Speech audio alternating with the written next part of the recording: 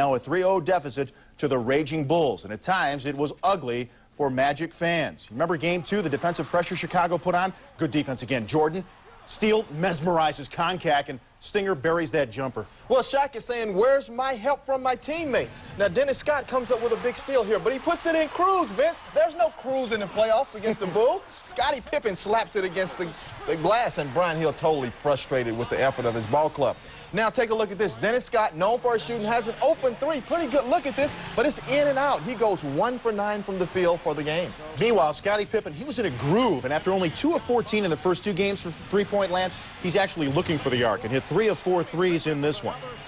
Well, you know, they play great defense, the Bulls. 3 guys on the all-defensive team. But what about this guy, Luke Longley? He's 270 pounds. Does a good job of keeping Shaq out of his comfort zone, just forcing him a little further than he wants to be. And whenever Shaq's in too deep, they foul him. And Shaq had a horrendous day at the free throw line. He was 1 for 9 from the line. And anytime the Magic tried to make a run, Chicago had the answer. There's Scottie Pippen with the up and under. What a great day he had with 27. 86, just 67 points for Orlando on their home floor. 3-0 Chicago. Shaq and Penny a combined 16 of 43 shooting in that game. And now this mega series, or what it was before it was a 3-0 deficit, it can all end on Memorial Day in Orlando. And for more on these days of desperation for the Magic, here's our Mark Morgan.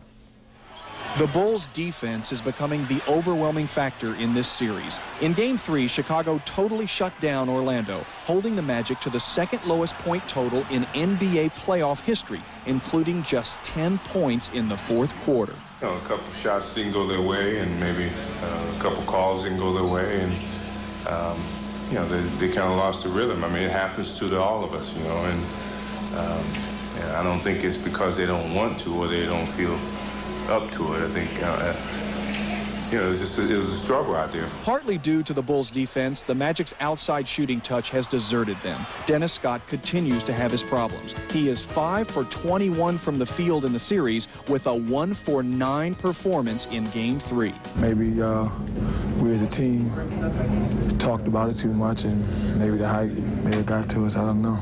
At this point, it's a lot of unanswered questions. After struggling in the first 2 rounds of the playoffs, Scottie Pippen is hitting his stride offensively.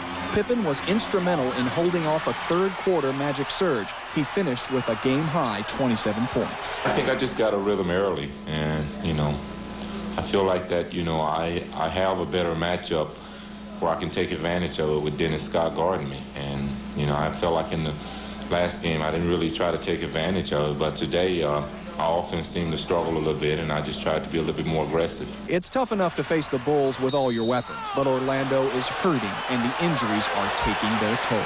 We found ways to win. Obviously, up against the Bulls, the way they're playing right now, it's difficult not to go out there with all your guys. And, you know, right now, 4 of our top 7 guys are injured, so it's going to be interesting. But whoever we put on the floor Monday, I think will be ready to play. The Bulls are still trying to prove something in the wake of last year's early exit from the playoffs. A sweep of the Magic would certainly make a statement.